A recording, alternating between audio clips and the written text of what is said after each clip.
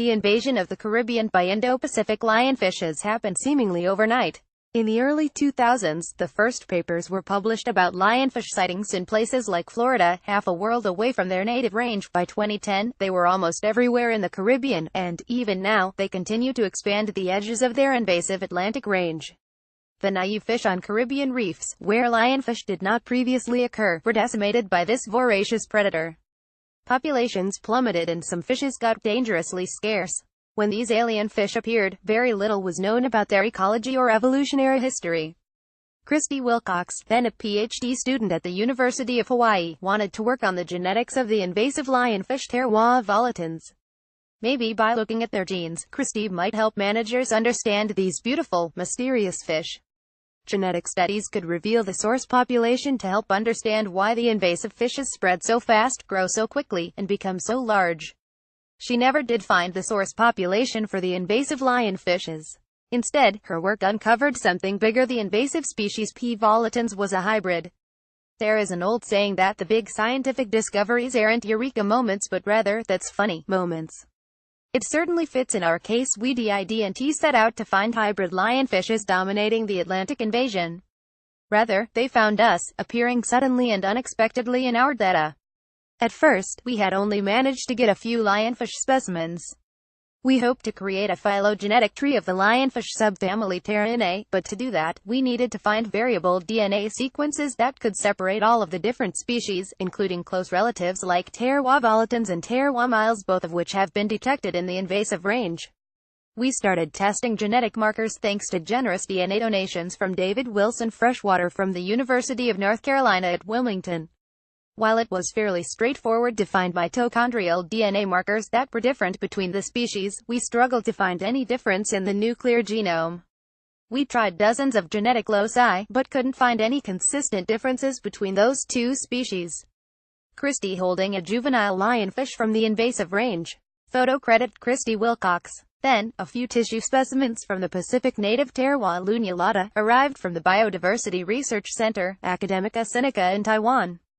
When we sequenced the different gene regions for those samples, a strange pattern emerged. For mitochondrial markers, the P. lunulata samples looked like the invasive P. volitans, but for several of the nuclear markers, they were clearly distinct.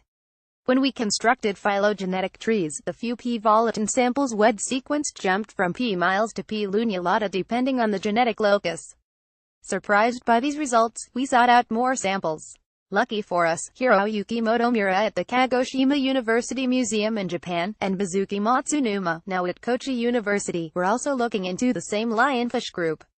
They had collected hundreds of lionfishes from a range of species, discovering several new species in the process.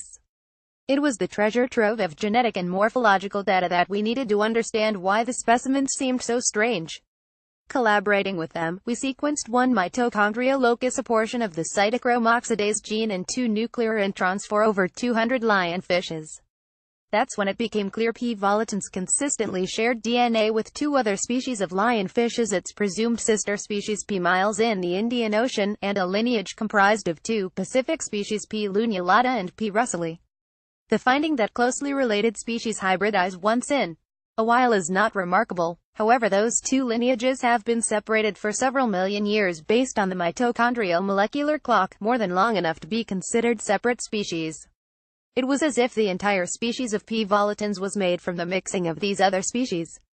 We found even more evidence for hybridization when we looked at the animals themselves. Those that were intermediate at the genetic level also had intermediate morphological characteristics like fin ray numbers. The correlation of genotype and phenotype strongly indicated hybridization. Hybridization was once considered rare in the marine realm, but over time, we've seen many examples of hybridization between marine fishes.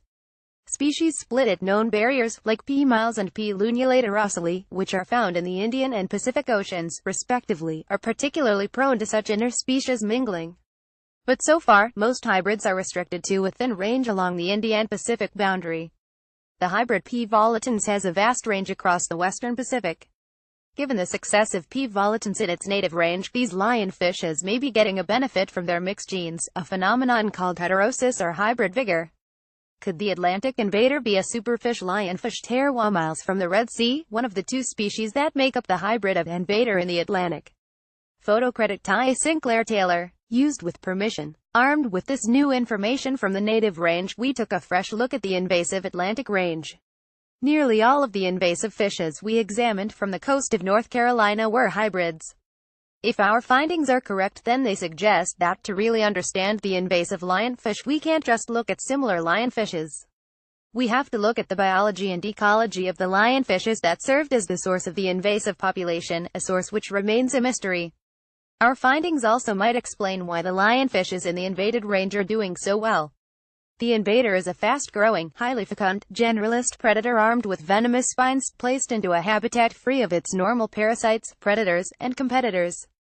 The combination of naive prey in the invaded range, and hybrid vigor, may have produced the perfect invasion, a terrifying precedent in the annals of invasion biology. Featured image by Bachstrom. CC0 public domain via Pixabay.